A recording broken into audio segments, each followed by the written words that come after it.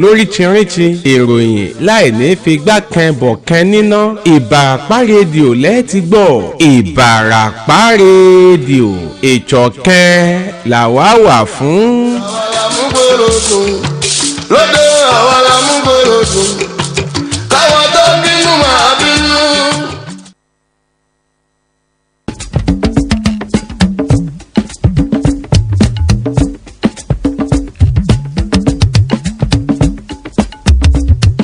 Ẹṣin ló ní pátákó, ẹfọ̀n lọ́lọ̀dàn, odídẹrẹ́ lónìí wò, gbígbé àṣà èdè lárugẹ. Ìbàràpá rédíò lónìí. Ìbàràpá rédíò ìṣọ̀kan làwa wà fún.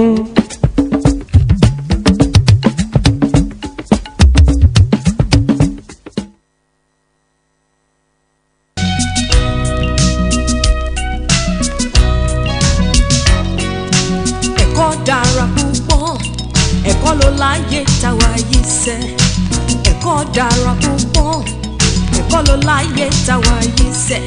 Ẹ̀kọ́ ló ń gbé ní dẹni gíga, ẹ̀kọ́ ló ń gbé ní dépò ọlá. Ẹ dákun yé ẹ̀yin òbí wa, dẹ́bà lówó kẹjọ kẹtọ́ wa. Ẹ̀kọ́ ló ń gbé ní dẹni gíga, ẹ̀kọ́ ló ń gbé ní dépò ọlá. Ẹ dákun yé ẹ̀yin òbí wa, dẹ́bà lówó kẹjọ kẹtọ́ wa. Ẹ dákun yé ẹ̀yin òbí wa, dẹ́bà lówó kẹjọ kẹtọ́ wa.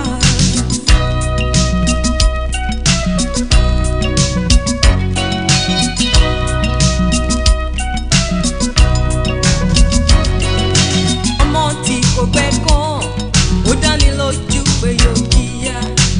Ọmọ tí kò gba ẹ̀kọ́ ó dáni lójú pé yóò jìyà. Iṣẹ́ burúkú ni wọ́n ń ṣe, tí wọ́n bá jalè wọ́n wá tún fọ́lé. Ẹ dákun yé ẹ̀yin òbí wa, dẹ́bà lówó kẹjọ kẹtọ́ wa. Iṣẹ́ burúkú ni wọ́n ń ṣe, tí wọ́n bá jalè wọ́n wá tún fọ́lé. Ẹ dákun yé ẹ̀yin òbí wa, dẹ́bà lówó kẹjọ kẹtọ́ wa. Ẹ dákun yé ẹ̀yin òbí wa, dẹ́bà lówó kẹjọ kẹtọ́ wa.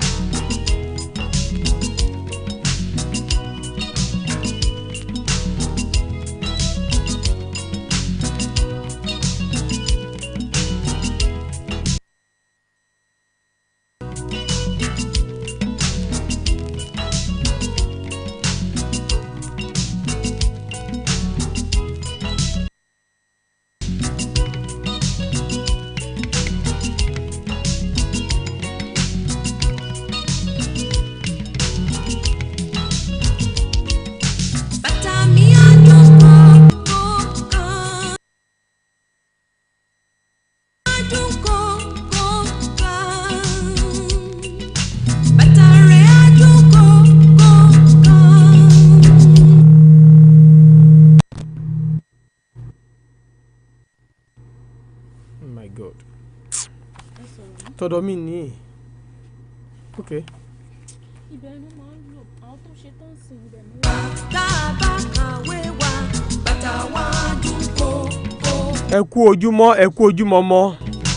Bàtà mi àwọ̀ ṣẹ̀rẹ̀rẹ̀ nílé o. Bàtà mi dára púpọ̀, ẹ̀kọ́ ló láyé táwa yìí sẹ́. Ẹ káàbọ̀ sórí ètò Nínú Ọgbà ní ti ọ̀sán ti òní. Táwa yìí sẹ́. Ẹ̀kọ́ ló ń gbé ní dẹni gíga, ẹ̀kọ́ ló ń gbé ní dépò ọlá. Ẹ dákun yé ẹ̀yin òbí wa, dẹ́bà lówó kẹjọ kẹtọ́ wa. Ẹ̀kọ́ ló ń gbé ní dẹni gíga, ẹ̀kọ́ ló ń gbé ní dépò ọlá. Ẹ dákun yé ẹ̀yin òbí wa, dẹ́bà lówó kẹjọ kẹtọ́ wa. Bí wọ́n ṣe ń kí ìbejì. Ẹ̀yin òbí wa, wọ́n máa ní wíníwíní lójú orogún èjì wọ̀rọ̀ lójú ìyá rẹ̀ ọ̀kan la ó bí èjì ló wọlé tọ̀ mí wá. wọ́n máa kì í wọ́n ní ó délé alákìísà ó sọ alákìísà àti onígbà aṣọ. ní èmi ọmọ yín AYK mo tún kí yín ní ti ọ̀sán ti òní o.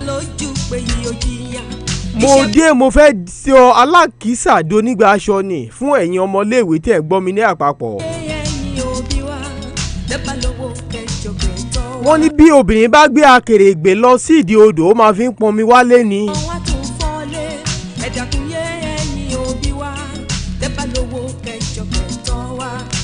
ẹ̀yin ọmọléèwé súnmọ́ mi kẹ́ wá kọ́gbọ́n ní ti ọ̀sán ti òní.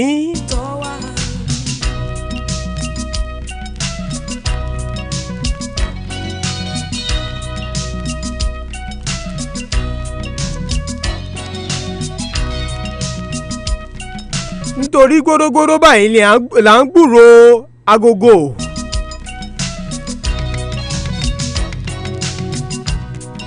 ní dùgbẹ̀dùgbẹ̀ báyìí ni là ń gbóhùn akèrègbè.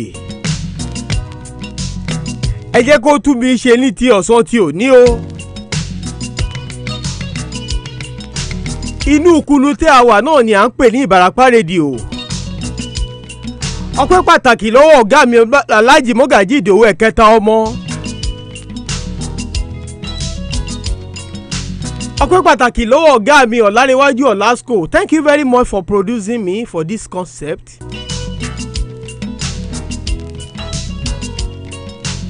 ọpẹ́ pàtàkì lọ́wọ́ àwọn ọmọ amójú bọ́tìnì mi tí ń bẹ ní àyín pẹ̀lú mi gbáragbá ẹ ṣé o adúpẹ́ o. Thank you for producing me. a wà lórí ìwé Facebook wa Ìbàràpá rédíò live. a tún wà lórí YouTube wa bákan náà Ìbàràpá rédíò. we are also on our TikTok Ìbàràpá rédíò official. also we are on website wa www.ibaraparadio.com.ng. bákan náà la tún wà ní Radio Garden àti Radio Box wa bákan náà. mo ṣe bá yín sọ̀rọ̀sọ̀rọ̀ mo ṣe bá yín pèdèpèdè tó ń bẹ ní ìlú Ìbàdàn àti ní gbogbo àgbáyé pátápátá.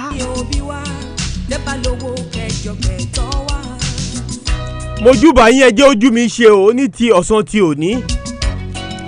wọ́n ní tí ọmọdé tí ò bá mọ bọ́ wẹ̀ kò ní bàgbà jẹun ní ọ̀rọ̀ tèmi. mo kí pásítọ̀ mo kí àáfà mo kí ìmáàmù mo kí gbogbo ẹ̀yin ìṣẹ̀ṣe mo kí yín ẹjọ́ ojú mi ṣe ní ti ọ̀sán ti òní o.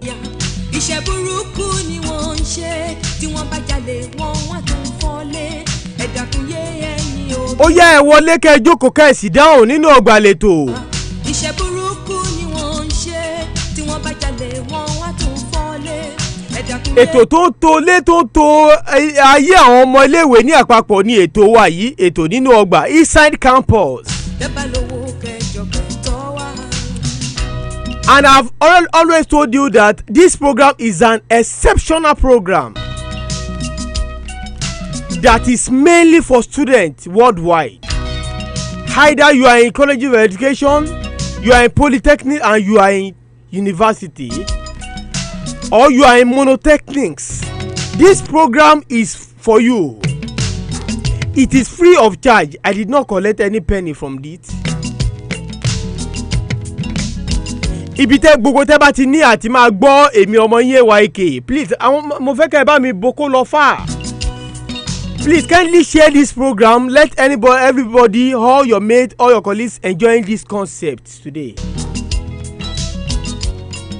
And if you have any question, you can put it in my comment section. I'm going to do justice to your question.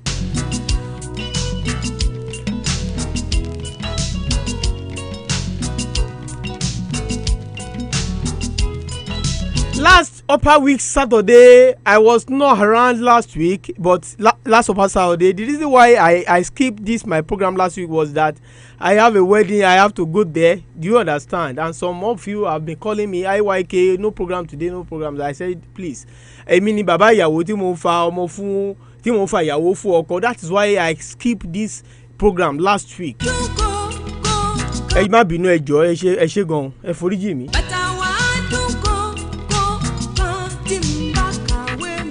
So in this program, I have been to notice the kind of topics about learning.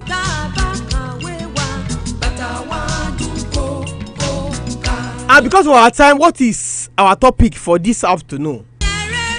Mo fẹ́ kẹ́ wọlé kẹ́ sì dáhùn ni o, ẹ má bọ̀ kẹ́ súnmọ́ mi síbí kẹ́ wá gbọ́ ohun tí mò ń sọ. Nítorí lówelówe báyìí ni à ń lùlù àkídìgbò. Ìwọ ọmọléèwé tó bá fẹ́ kí bàtà rẹ kó máa dún kòkò kà súnmọ́ mi sí yìí kó wá gbọ́ ìtàn mi. Ètò bá kàwé rẹ̀ bàtà rẹ̀ á dún ṣẹrẹrẹ nílẹ̀. Today's topic is what we call concept of learning. Concept of learning. And at the same time, we go direct to psychological process when we are talking about concept of learning. Because I'm a psychology student. And I graduated from University of Ibadan, first and the first premier university in Nigeria. And I'm proud to become one of the students, a graduated student.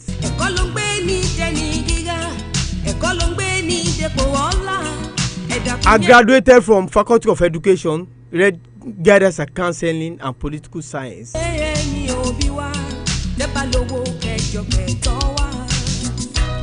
Now today's topic is what we call concept of learning.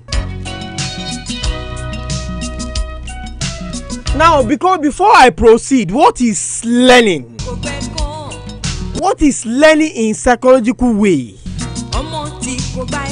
Learning can be defined as a relatively permanent change in human behavior with mental processes. Ayodele Oluwadarasimi oni well done sir. Thank you very much for watching this program. I'm going to go back boko lofa. Omo iya mi, thank you. Okay. Well done sir. Most friends sir. Please help me to share this program. Ẹ jẹ́ ká bá mi boko lofa. Thank you very much. Oluwadarasimi adeku wedding tí a ṣe ní ọ̀sẹ̀ tí ó kọjá. Thank you very much. Ní ìlú Ìbàfò. Thank you very much for God bless you. Concept of learning. In this case, we want to look at the concept and the view of Sigmund Freud, the view of Abad Bandura, and the view of J.B. Watson. We are going to consider that this afternoon. Now, I've told you that learning can be defined as relatively permanent change in human behavior.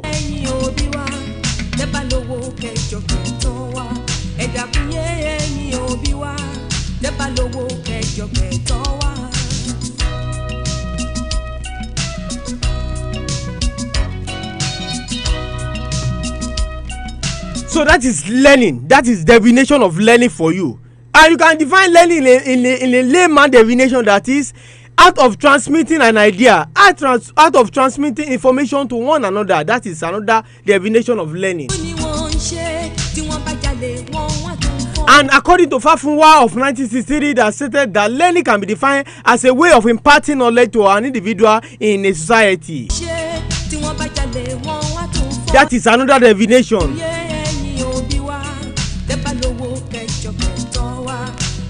And at the same time, when you check your English language very well, there is what we call channel of communication. There is what we call what? Message, medium, decoder, and encoder.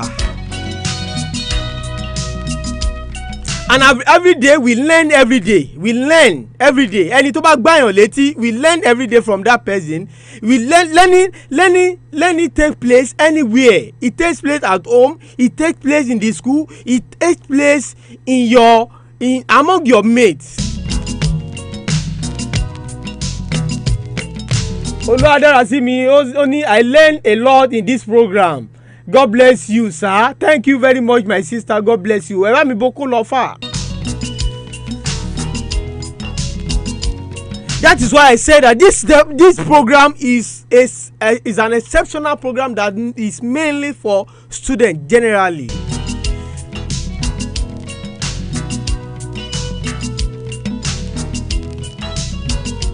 In this topic we are going to look at what is transfer of learning. ṣé mo wípé téèyàn bá ń bínú lọ́wọ́ ìbínú yẹn náà lè máa fa kéèyàn máa kánra mọ́ ẹlòmíì ẹni tí ò ṣe ó lè máa kánra mọ́. That is how learning evolved. That is transfer of learning. Ó tún máa affect another person's learning. And that is why we have two types of learning. We have intrinsic learning and we have extrinsic learning.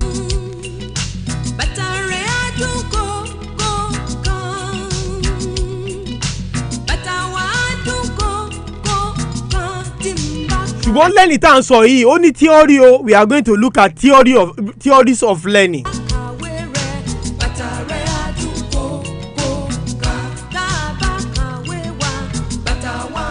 The first theory of learning that we are going to look at is what we call social learning.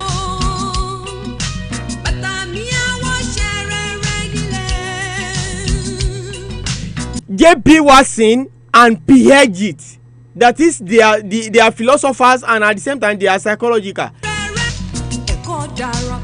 They talk about learning that is social learning involve the interactive session between you and your mates. That is why I said that I told you earlier on that if you are a student you don't know how to interact with one another, you are not a student. Mo máa ń sọ fún yín pé ohun tí ẹ bá ti jẹ́ ẹ̀yin student tẹ́ bá ní ìgbéraga láti ilé kó tó di pé ẹ lọ wọ school ìgbéraga lẹ́yìn ìgbà tẹ́ bá fẹ́ wọ school báyìí ìgbéraga yẹn ẹ máa ṣe kí ni o ẹ máa rẹ̀ sílẹ̀ nítorí wípé ibi tẹ́ ń lọ ni ẹ máa bẹ́ni tó ju yín pàdé ẹ máa bẹ́ni tí ẹ jù lọ pàdé nílé ìwé tẹ́ ń lọ so anything tí ẹ bá jẹ́ ẹ ní láti rẹ̀ra yín sílẹ̀. That is social learning involve the relationship between you and another person in life. ṣe mọ̀ wípé after school wa tún máa meet àwọn tájọ parí ní UI a tún máa ń pera wa nígbà yẹn èmi ní class rep department nígbà yẹn ẹ mọ̀ jẹ́ wọ́n pé àwọn tó máa fi ṣe class rep ní department wọ́n kì í kanra because irú wa ògiri wa ni àwọn èèyàn ó máa rí ẹni tó máa mú ẹ bínú ó máa rẹ́ni tí ó jẹ́ pé ò ní ṣe kankan tó kọ̀ ní máa sọ̀rọ̀ sí ẹ ní àwọn tó yẹ kó máa kanra mọ́ ẹ. But if you understand the kind of student you are, that is you have to understand individual differences, then you can relate perfectly with that person.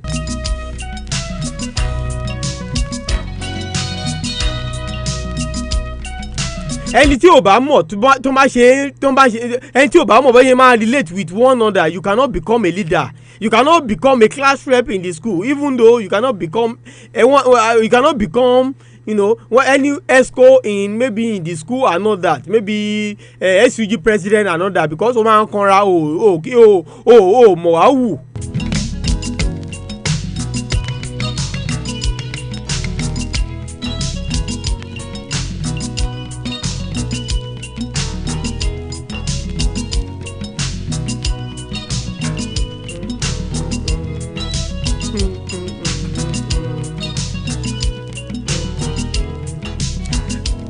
And at the same time ṣe learning yìí náà ó tún máa ń so mọ́ motivation.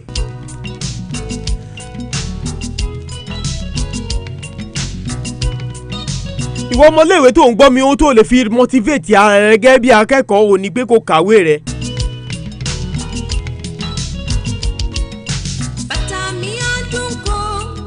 ìwọ ọmọléèwé tó bá fẹ́ kí bàtà rẹ kó máa dún kòkòkà ó ní láti gbájúmọ́ ẹ̀kọ́ rẹ o.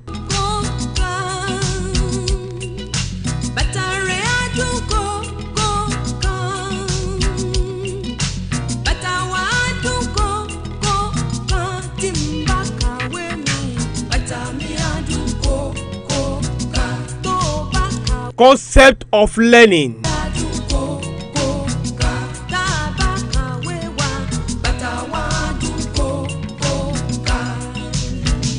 Social learning theory is talking about a way by we can observe each other. The process of assessing, the process of observing one another in the classroom setting. ohun tí ọ̀jọ̀gbọ́n J.B. Watson àti Piaget tó ń sọ fún wa nìyẹn. You know, it's a concept that makes you to observe what is going on in your community. It's a process that makes you to relate with one another perfectly in the community. It's a process that brings harmony to your footstep. That is social learning theory.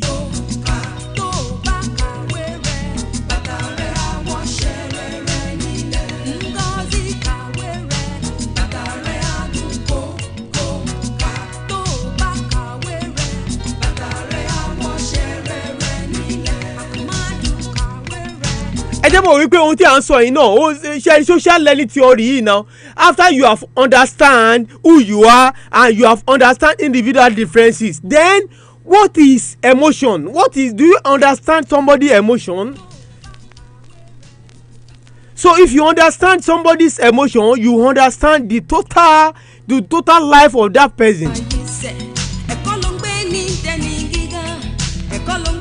Nínú psychology wọ́n máa ń pè kíní kan ní emotional intelligence. What is emotion? Emotion is talking about feelings of an individual in the country or in the state or in anywhere you find yourself.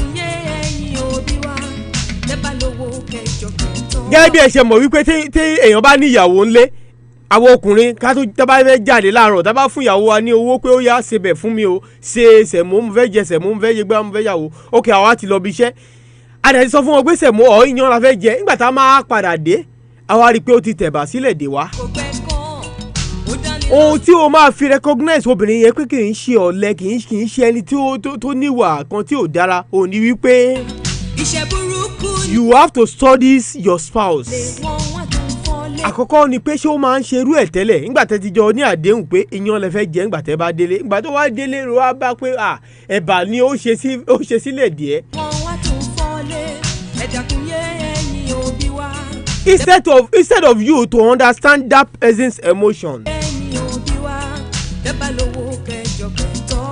instead of fighting that person that I'm going to share kini, you have to understand that person. You have to understand his emotion. Bóyá ó rẹ̀ ni, bóyá orí ló fọ́ tí ó fi ṣerú nǹkan bẹ́ẹ̀ ni and all that. Likewise today, you have to understand your emotion and you have to understand an individual emotion. And since you have understand that emotion has something to do with feelings. And what is that emotional intelligence? Emotional intelligence is an aspect of understanding somebody's feelings and to put yourself under the shoe of that person.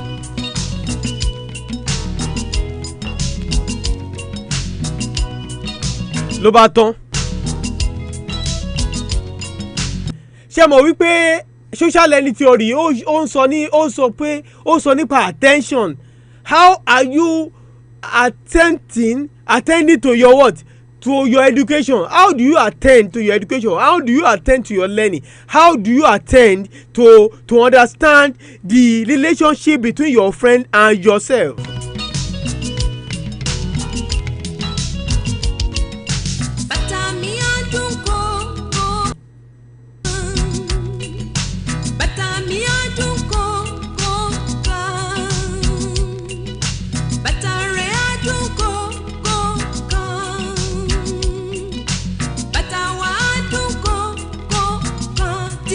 So that is concept of learning.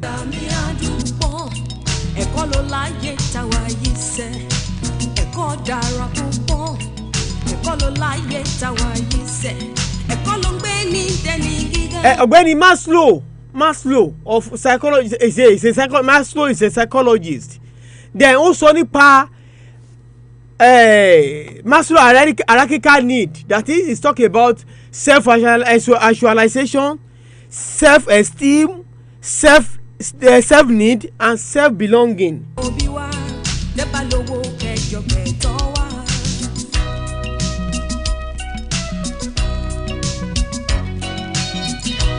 Kí a tó máa tẹ̀síwájú, a fẹ́ polówó ohun tí à ń tà. Ẹ jọ̀ọ́ tí a bá fẹ́ polówó ohun tí ẹ̀ ń tà, ẹ máa bọ̀ ní Ìbàràpá rédíò inú kúlú wa ń bí báyìí. Tí a máa padà dé, a ó máa tẹ̀síwájú nínú ètò wa yìí. Thank you very much. Kú ni wọ́n ń ṣe tí wọ́n bá jalè wọ́n wọ́n tó wọlé. fún ìròyìn lẹ́kùnrẹ́rẹ́ ìgbádùn orin àti eré ìdárayá Ìbàràpá rédíò tí ò láfiwé.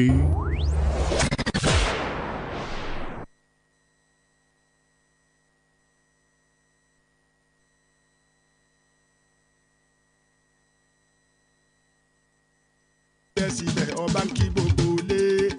ọbọ̀ bẹ́ẹ̀ ni kọjá ọba ń kí gbogbo lé.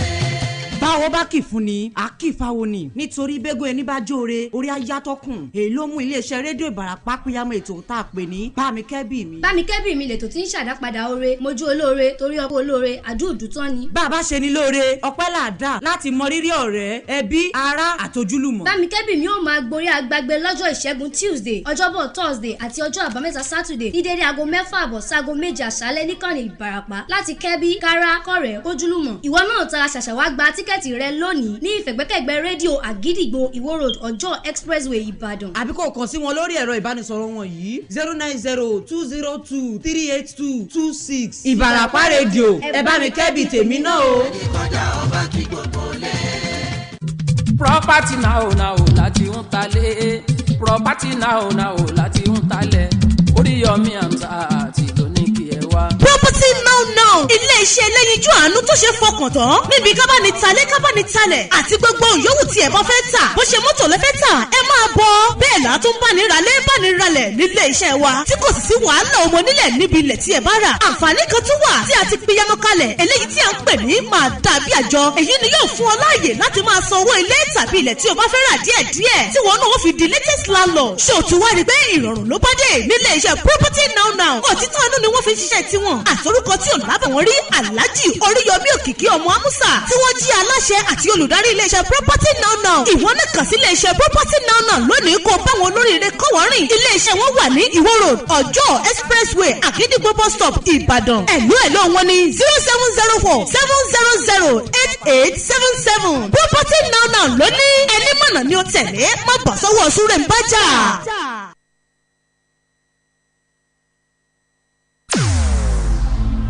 This is Ìbàràpá Radio.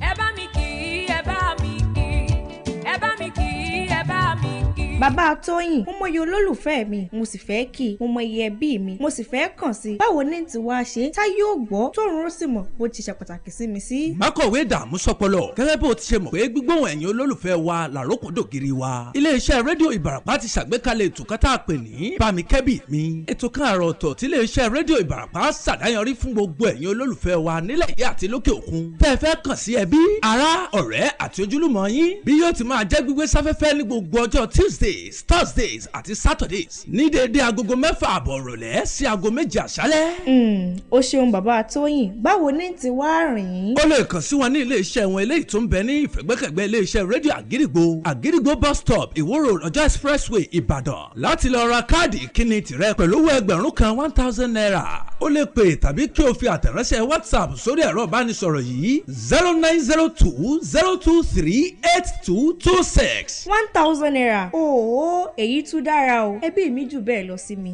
bámikẹ́bì mi mo kí yín mo kíra mi. ẹ bá mi kí ẹ bá mi kí. àkànjí ìjà mi ló ń wá. bó o bá wá wájà mi àìsí lè mi lójú ògbàsọ mi faransọ yẹgẹrẹ lọ́rùn fèjìká dá dúró sàkó kẹ̀mbẹ̀sọ ní darúgbó ọjọ́ tí mo sì júwe ògbóǹtarìgì akọ́ṣẹ́mọṣẹ́ aránsọ tí sàgbàdọ́mọdé níbi ká gbẹ́sọ sí ni lọ́rùn rírẹ̀ kìtì. má bínú ọ̀rẹ́ mi. sọ ti wá gbọ́ pé surprise fashion designer lògbóǹtarìgì ojúlówó aránsọ tá a lè fọwọ́ ẹ̀ sọ̀yà níbi káránsọ tó gbé sí ọ̀nà àrà sí i lọ́rùn múni wuyì láwùjọ gbogbo ẹ̀yin aláyẹyẹ gbogbo bí ìgbéyàwó àtọ́nírúurú ayẹyẹ tẹ́ ẹ fẹ́ ránṣọ lọ́lọ́kan òjọ̀kan ẹ kàn sí surprise fashion designer lónìí nínú Ọlájí shopping complex géètì Ìbàdàn bẹ́ẹ̀ tún lè bá wọn dòwò pọ̀ lórí ìtàkùn ayélujára www.surprisefashion1.site.live bẹ́ẹ̀ lẹ́ tún lè pè wọ́n sórí nọ́mbà yìí 07055217412 07055217412 surprise fashion designer ògbóǹtarìgì aránsọ fún gbogbo ọ̀tọ̀kùlú èèyàn. ó dé Ìbàràpá rédíò wọ̀lú ó fẹ́lẹ́lẹ́ bí afẹ́fẹ́ àlàáfíà rédíò tó ń jà fún ṣọ̀kan wọ̀lú gbọ́ kínú rẹ̀ ó dùn gbọ́ kára rẹ̀ ó gbá yágí yagi. Ìbàràpá rédíò ìjọkẹ́ làwa wà fún. Dàkúnyé ẹ̀yin òbí wa, lẹ́bàá lówó kẹjọ kẹtọ́ wa. Iṣẹ́ burúkú ni wọ́n ń ṣe, tí wọ́n bá jalè wọ́n wá tún fọ́lé. Ẹ dàkúnyé ẹ̀yin lẹ́bàá lówó kẹjọ kẹtọ́ wa. Ẹ dàkúnyé ẹ̀yin òbí wa, lẹ́bàá lówó kẹjọ kẹtọ́ wa.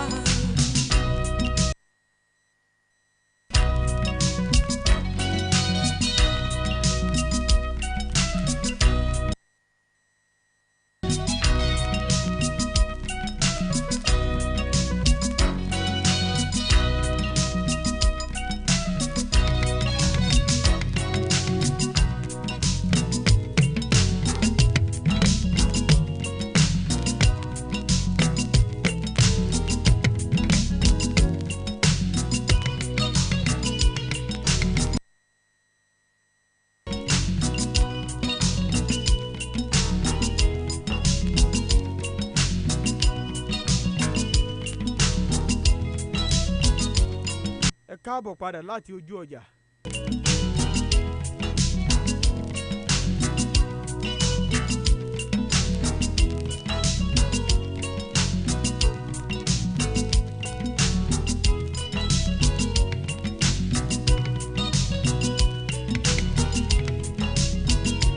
Ẹ káàbọ̀ padà.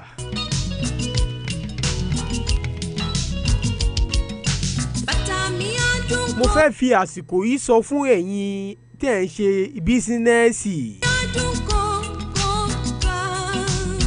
tàbí ẹ̀yin kọ̀ǹtrátọ̀ kí ẹ máa gbé ìpolówó yín wá sí inú Ìbàràpá rédíò láìfù. Òun ló fi ẹ̀gbẹ́kẹ̀gbẹ́ pẹ̀lú Àgídìgbò 88.7 FM. Tí ẹ bá dé bíbà yẹn iná máa rí yàtọ̀. Wàláì kò ń ṣe ti ẹnu o. Tí ẹ bá wá síbi tẹ́ bá ti gbé ìpolówó ọjà yín wá sí àyín pẹ̀lú wa. Kí ẹ tó jáde nínú kulu wa yìí. Ní Ọlọ́run ẹ ó máa gba ìpè táwọn èèyàn máa pè yín ní. Àwa náà kọ́ Ọlọ́run ọba ló jẹ́ orí bẹ́ẹ̀ o.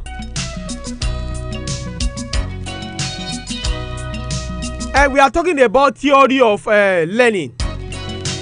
The first one is social learning theory. The second one is humanistic theory of learning. Iṣẹ́ burúkú ni wọ́n ń ṣe, tí wọ́n bá jalè wọ́n wá tún fọ́lé. Kí ni à ń pè ní human gan? Kí ni human? Àwa yìí náà là ń pè ní humanistic theory. Ẹ jẹ́ mọ̀ wípé gẹ́gẹ́ bí orúkọ yẹn bóyá jáde gan ẹ ti mọ̀ pé àwọn ènìyàn ló ń bá wí.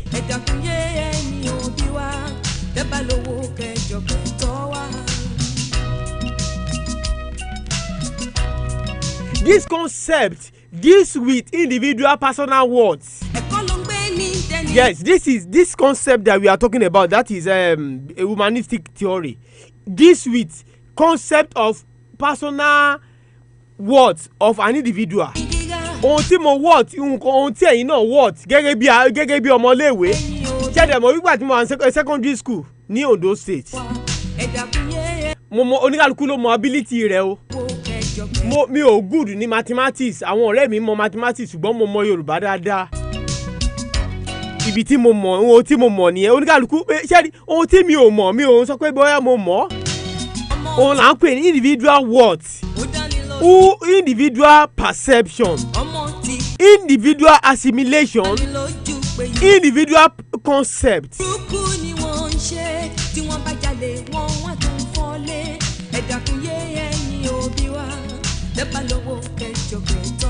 This also deals with human value. Your values, do you have value? Do you have good integrity at all as a student? Gẹ́gẹ́ bí ọmọléèwé mìíràn ṣáà pé tó bá dé léèwé ó máa ṣèṣekúṣe ní school ni ìgbà tó wọ́n bá ti ìgbà tó bá ti ń gba lecture lọ́wọ́ lòun máa lọ káàkiri ó lè kúrò ní Ìbàdàn kó lọ Màdúgùrí kó máa tọ̀ káàkiri nígbà tí àwọn ẹgbẹ́ rẹ̀ tó wà ní iléèwé tó ń kẹ́kọ̀ọ́. You are not promoting humanitarian service in that school. ọmọ akẹ́kọ̀ọ́ míì tó jóbìnrin wọ́n máa ti gbà sọ̀hún gbà sósì bó ṣe ń bá lẹ́ṣọ́rà jáde láwọn máa bá ẹlòmíì ọmọ yahoo tá máa bá wọn káàkiri. ṣé ohun tí òbí rẹ̀ rán wá ṣe níléèwé ló ń ṣe yẹn?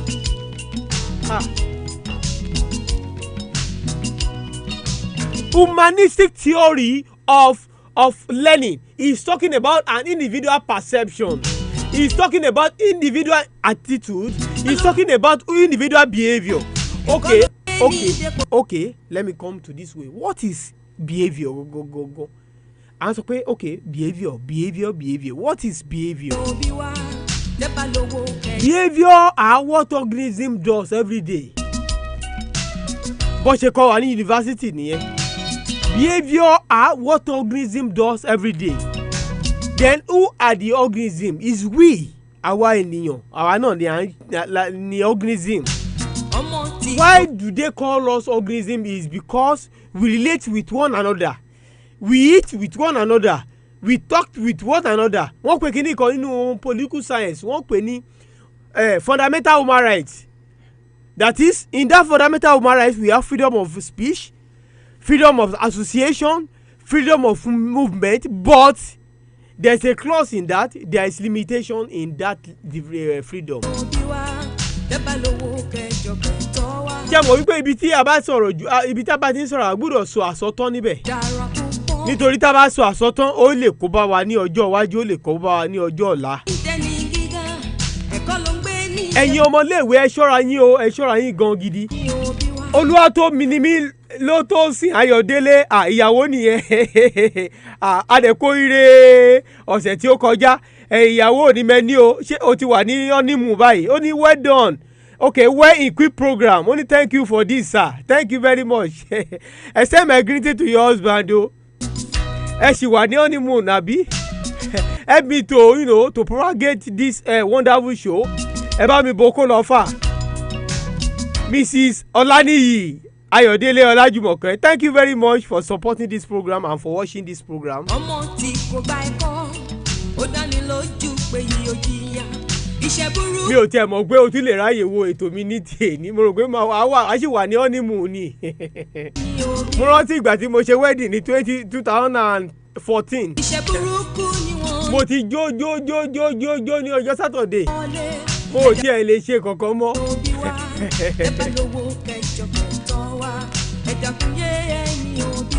Ní agbára Ọlọ́run kí ó tó di oṣù mẹ́sàn-án a ó wá jẹ ráìsì ìbejì. Ẹ̀kọ́ ló láyé táwa yìí sẹ̀, ẹ̀kọ́ ló ń gbé ní dẹni gíga, ẹ̀kọ́ ló ń gbé ní dépò ọlọ́. So humanistic theory concept, it will help you to be active in anywhere that you meet yourself. Ẹgbọ́n ẹnìkan wá fún interview, ó fẹ́ wá ṣe interview ní ilé iṣẹ́ kan, ó ṣe computer science ló ṣe jáde. Wọ́n wá béèrè lọ́wọ́ ẹ̀ ní pé you are from which school, ibo ló ti parí, wá ní kíní kan ló ti parí, ó dárúkọ school yẹn, wá ní okay, what is computer? What is the function of a mouse? Ẹ jẹ́ wọ́n pé ẹni ẹ ò lè sọ. Wọ́n á sọ fún mi pé you call yourself a graduate of this school. What kind of learning are you insulating? That means that you just pass through the school, you don't allow school to pass through you. Ọmọ bàbá yẹn ó fi ọwọ́ bojú jáde ni. That is an insult. You call yourself a graduate of university and you cannot even promote the fundamental principle of that school. Èmi Ayọ̀délé fún ara mi. Ọmọ amúdàsílẹ̀ mo gbọ́ ẹnu pa ni. Ọmọ wá ọmọ ẹkùn. Màá lọ sí iléèwé yunifásitì mi ò ní lè sọ tí n bá tiẹ̀ gba question màá tẹ̀sí kọ́kọ́ dá wọn lóhùn náà.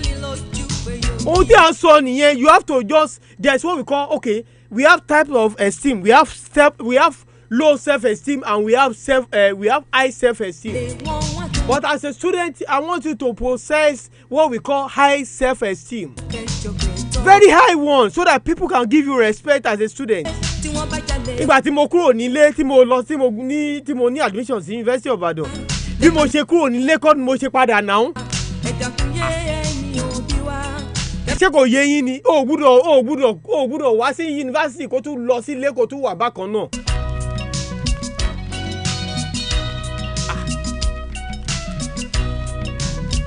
Your orientation will change. Tó bá ń ṣẹgbẹ́ àdúgbò gan ní àdúgbò yín ibi tó ti kúrò ó yẹ kí nígbà tó máa padà sí inú ẹgbẹ́ yẹn ó yẹ kó ti mọ̀ pé you have a kind of refurbished behaviour. Olúwa ló ní mí ló tó sìn Ayọ̀délé, thank you very much, God bless you for watching this program right away from Ibafo. That is humanistic theory concept. So that means that we have done two concepts of theory now. Number one is social learning theory and number two is humanistic theory.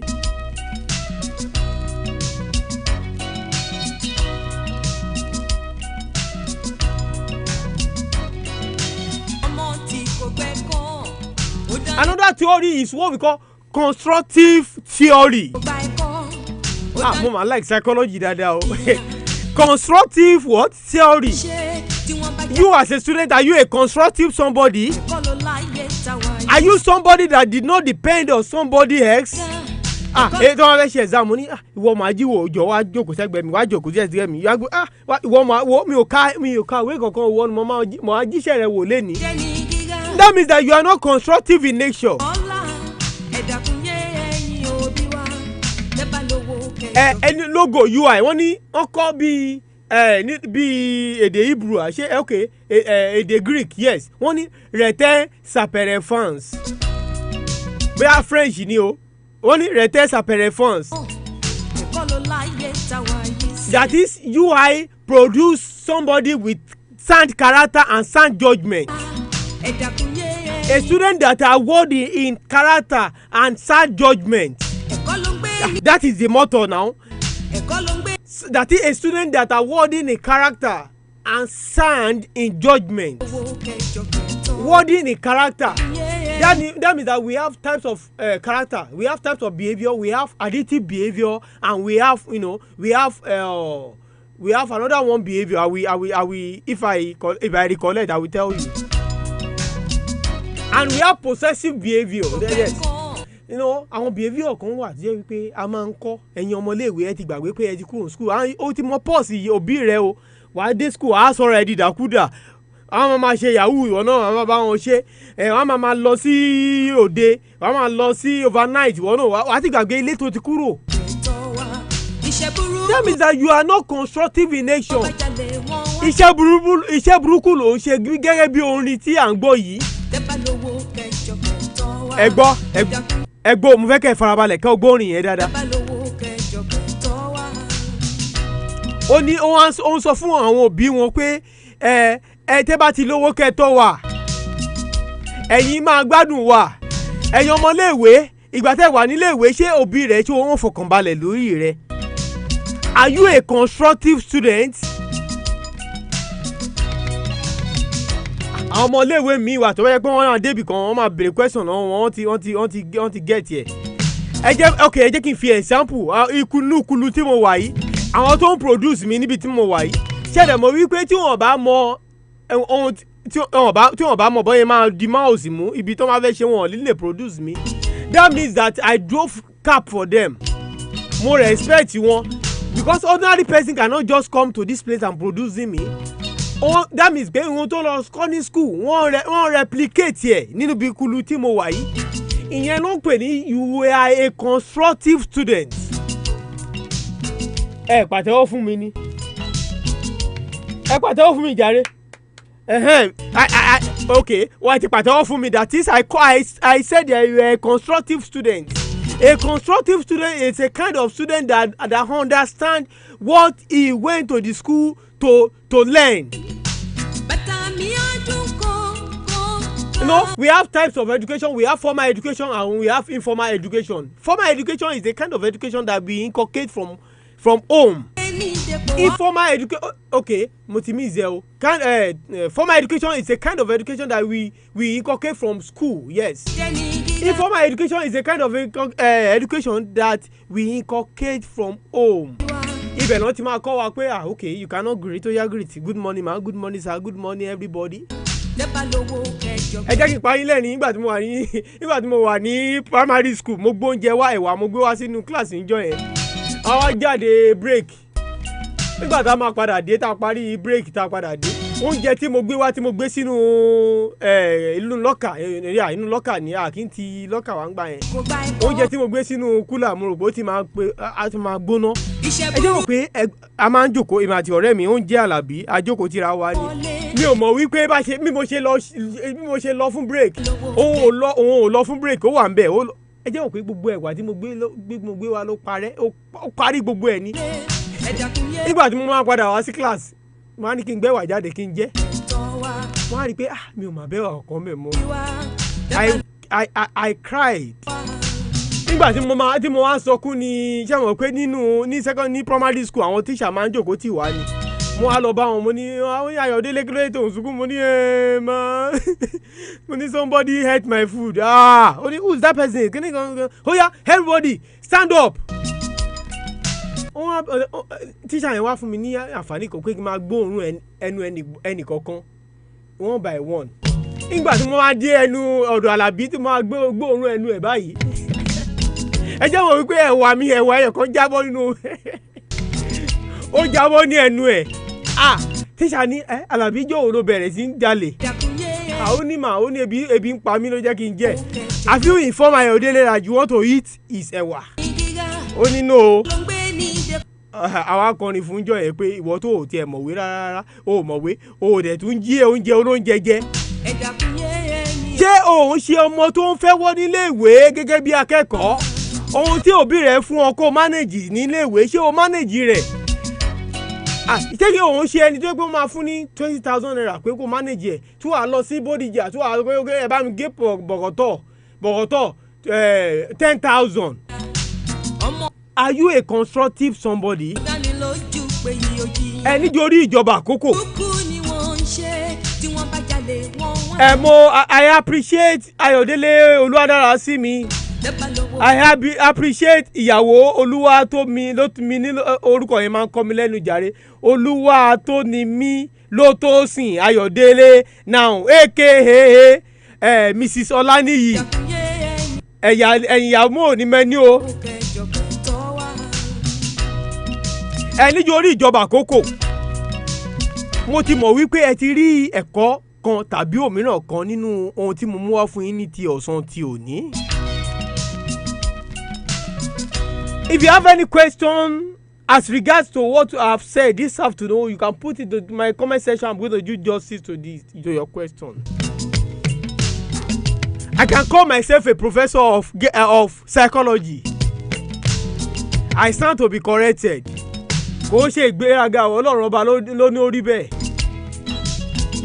Kéèyàn tó lo 1 hour nínú kulu yìí náà láti máa sọ̀rọ̀ láì mú ìwé dání ẹ jẹ́ mọ̀ pé ẹni ẹ is a professional in that field. Likewise àwọn tó wà pẹ̀lú mi bíbẹ̀ they are professional in producing somebody. Agbára èèyàn kọ́ Ọlọ́run ọba ló ní orí bẹ́ẹ̀. Ẹnìkan ò lè jí láàárọ̀ òun sì kó máa bọ̀ ní pé òun fẹ́ produce mi bó ló fẹ́ tẹ̀. Báwo ló ṣe fẹ́ mọ orin tí mo fẹ́ lò nínú kulu yìí gan fún program mi? Ọlọ́run ọba lórí bẹ́ẹ̀ kò ń ṣèyàn o. A fẹ́ máa lọ jàre a fẹ́ máa lọ because a fẹ́ gba àkókò àwọn míì máa tún wọlé láti ṣètò. Ọpẹ́ pàtàkì lọ́wọ́ ọ̀gá mi Alhaji Mọ́gàjí Ìdòwú Ẹ̀kẹta ọmọ. Thank you very much sir for supporting my program. Ọpẹ́ pàtàkì lọ́wọ́ ọ̀gá mi Ọlárẹ̀wájú Ọ̀làsíkò. Thank you very much for producing me. Thank you very much for both of you here that producing me this afternoon. God bless you. Mo gbàdúrà ẹ máa mọ̀wé yín o ẹ̀yin náà máa graduate láyọ̀ àtàlàfíà o. Thank you very much. You make me proud this afternoon.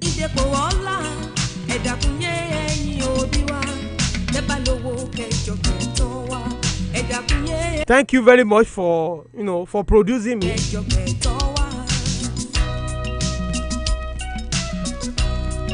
orúkọ mi náà kò yí padà èmi ni Ayọ̀délé Kọ́láwọlé Michael ọmọ olóṣèkọ́mẹ̀yìn àgbàdì ọmọ wa ọmọ ẹkùn ọmọ Àkúrẹ́ Ondo State Àkúrẹ́ capital. tí ẹ bá fẹ́ pè mí bóyá you have any question you have any addition and all that to what I have said this afternoon. My phone number is 08067020314 08067020314. àmútú wà lórí Facebook bákan náà Ayọ̀délé Kọ́láwọlé Michael ní mi lórí Facebook. Maybe you want to support my program, you want to give me gift and all that. Thank you very much. Títí ọjọ́ mẹ́jọ ire ayọ̀ ire owó ire ayọ̀ ire ọmọ la ó máa mú pàdé yín ní ọ̀sẹ̀ tí ó ń bọ̀. Thank you very much for supporting my program. Good afternoon.